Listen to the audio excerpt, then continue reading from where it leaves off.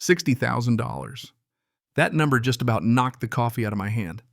I mean, it's 60 grand demanded by some woman named Karen Williams, who I'd never even seen before, for lake access fees on a property I bought precisely because it had no HOA. The listing screamed it, "No HOA," like a war cry. Every closing document, every conversation with the agent, every late-night search through county records, same answer. This place was supposed to be drama-proof. But then here comes Karen with her business license, her shiny letterhead, her threats of legal action, and an invoice that could have bought me a brand new pickup truck. If you've ever stared at an official-looking bill and wondered, did I just ruin my life with one bad decision? Yeah, I was right there with you. And while I'm at it, where are you watching from? Drop it in the comments, because I could have used some advice from the internet right about then. You know, I searched 3 whole months for this spot. My last neighborhood a landmine of rules and busybodies, wrong mailbox, colored trash cans, visible for half a minute too long. Christmas lights up in February. Every day it was some new way to make you feel small. That's why this lakeside cabin felt like winning the lottery. Privacy, old growth pines, my own dock, heck. Not in HOA was printed in bold on the deed. Jennifer, the agent, said it every time. Mike, no boards, no fees, total freedom. This is real lakefront living. I'd cross-checked everything county records. The title policy had my lawyer comb through the fine print. Clean as a whistle, he said, and I believed him. So on a crisp October morning, I'm standing on my deck, watching the sun burn mist off the water, thinking I've finally escaped the madness. Then the mail truck pulls up. The guy hands me a thick envelope like he's sorry for what's inside. It's from Lakeside Access Management, Karen Williams, Director of Community Infrastructure. The kind of envelope that makes you feel guilty just for holding it. I open it $60,000. And it's not just some made-up number. She's got breakdowns, $35,000 for lake access infrastructure, $15,000 for road maintenance, $10,000 for shared utilities. The letter sounds almost compassionate. Dear Mr. Thompson, you benefit from shared amenities, and state law requires fair contribution from all parties. Polite, but with a steel core. Pay in 30 days, or we'll restrict your access and sue you for damages. Business license on the letterhead website, link at the bottom, a voicemail system that could pass for a government agency. Your call is important to us. I called, of course. No answer, just instructions to leave a message. Here's what got me. She mentioned my closing price, my old address stuff that shouldn't have been easy to find. I spread my closing docs out on the counter, flipping through every page. Every single one said the same thing: no HOA, no fees. The $60,000 wasn't just outrageous, it was almost a sixth of what I'd paid for the place. They wanted me to cough it up fast or risk a legal nightmare. That night I didn't sleep. I kept replaying Karen's letter, wondering if I'd missed some hidden clause. By dawn, I was fired up. If this was legit, I'd find the proof. If it wasn't, I'd shut it down for good. First stop, county courthouse. Patricia, the clerk, pulled up every record she could. No HOA for 472 Lakeshore Drive, she said, showing me subdivision maps and tax records. My place was well outside the official HOA lines. She even printed out the boundaries for me. Next call was to Robert Miller, the old owner, Karen Williams. Never heard of her, he said. That's why I bought it. No HOA drama. When I explained what was happening, he went quiet. Mike, that sounds like a scam. Watch your back. The neighbors had seen her, though, a woman with a clipboard asking nosy questions, saying she was with the county. Her LinkedIn photo matched exactly. My lawyer, James Patterson, laid it out. There's no legal basis for these fees, Mike. They can't impose retroactive assessments. Most scammers bet you'll pay just to avoid the hassle. But the more I dug into Karen Williams, the more I realized this was no amateur. She had the online presence, the fancy website, the testimonials she called herself. An infrastructure consultant for unmanaged communities bragged about untapped revenue streams. It was all corporate speak, for I find people like you and I squeeze them for every cent they're worth. She knew every legal loophole, and she hit new buyers when they were tired, confused, and least likely to fight. Her LLC had only been registered for a year and a half, but her reviews and client stories popped up all over. Same pattern, new property owners, big bills, threats of liens if you didn't pay.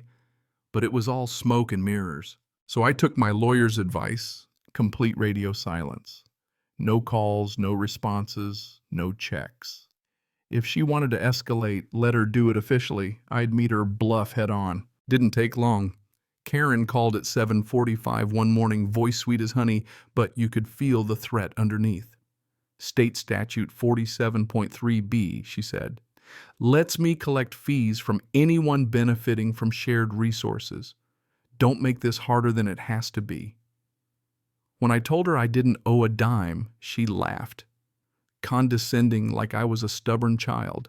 A week later, second letter red ink, this time boldface final notice. Now it was pay immediately or face penalties, interest, and liens on your property. The envelope included photos of the road and dock cost breakdowns. Even engineering reports looked official. But when I checked the details, nothing lined up. The statute she cited real, but only applied to actual community districts, not independent parcels like mine. She started calling at odd hours, dropping neighbor names. The Hendersons down the lake paid their $48,000 in August, trying to make me feel like a deadbeat. I talked to those neighbors. None of them had paid. Some hadn't even gotten letters. The civic responsibility was just more pressure. Then came the twist. Karen didn't back down. She doubled down. She scheduled a meeting at the business center with conference room reservations, a suit, a laptop, the works. She laid out maps, engineering studies, legal cases, all fabricated or twisted. One case, she quoted Morrison versus Clearwater. It actually ruled against her entire argument. She just cherry-picked lines out of context. When I pressed for copies, she hesitated, claimed it was proprietary. I took what I could and started calling contractors. The engineering firm never worked with her. The invoices addressed to her home, not her business. Permits expired or for unrelated projects. The required emergency improvements. County said nothing like that had ever been done. When I confronted her, the mask dropped. You can accept this or I'll see you in court, she snapped. That's when I realized real authority doesn't act like that. But she actually did it. She filed a lawsuit. I got served by a process server, full paperwork from Anderson & Associates, a legit law firm that apparently took her word for everything. She sued for $60,000 plus damages, calling me a freeloader. The court filings were polished, full of charts and fake evidence. And now I had to defend myself or risk a default judgment. My lawyer was blunt. We'll countersue for fraud and malicious prosecution. Discovery will force her to show her real evidence, and it won't hold up. But it still cost me filing fees, time off work, attorney bills piling up. Even if I won, I'd be thousands in the hole. The real pain, though, was social. Karen started a PR campaign, flyer, social media, even staged a community meeting to clarify infrastructure responsibilities. I showed up with deeds and proof. She went on the offensive. Reframing everything Mike's not in the HOA, but does that mean he shouldn't help maintain the roads he uses? Should we all subsidize his lake access? Suddenly, legal facts didn't matter. It became about being a good neighbor, or, as she put it, not being the guy who takes advantage. Neighbors started avoiding me. Local paper wrote me up as the outsider refusing to pay his fair share. The isolation stung worse than the lawsuit. But then discovery hit pay dirt. My lawyer demanded Karen's financials for Lakeside Infrastructure Fund. Judge agreed. The records.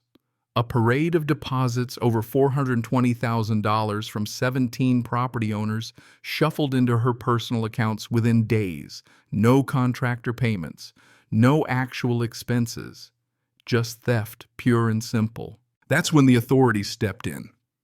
County Fraud Unit opened an investigation. They found templates for fake reports on her computer databases of property owners and a hit list of new buyers she was planning to target next.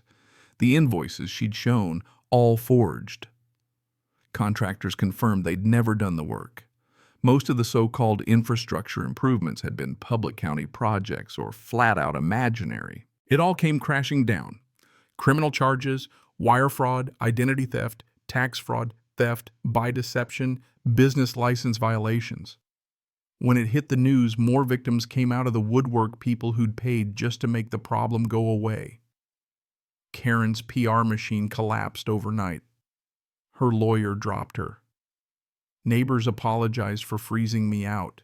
The trial was brutal for her. Prosecutors rolled out a mountain of evidence bank records, fake invoices, testimony from contractors, other victims. She tried to claim she believed her own authority, but the lies were too obvious. The judge wasn't having it. 5 years in prison, full restitution, a lifetime ban from any property management. My civil countersuit landed too. The court awarded me every penny of legal fees plus damages for stress and defamation, $93,000 in total. Karen lost her house, her business, everything. Aaron. But the real win, the community came together. Actually came together this time to create a transparent fund with open books and volunteer oversight. The county passed new rules closing the loopholes Karen had exploited. Even the state legislature took notice, drafting laws to protect property owners from fake authority scams. Funny thing, the story didn't end with Karen in prison. Months later, I got a call from another lakefront owner 2 states over dealing with the same scam, same playbook, different name. Turns out Karen's little operation was just one branch of a bigger tree. I ended up working with legislators and fraud investigators, helping them recognize the red flags and protect other folks like me. So that's how my Lakeside retirement turned into a battle with a professional con artist and somehow a call to arms for property owners everywhere. My deed's still hanging on the wall, big bold print, not in HOA. Never thought I'd be proud of a technicality, but here we are. Now, I gotta ask, if someone sent you an official-looking invoice out of the blue, would you fight back or pay just to keep the peace? And what do you think, should moral obligation ever trump the actual law? Let me know in the comments. And if you've ever tangled with an HOA, a scammer, or a fake authority figure, tell your story. Someone out there needs to hear it.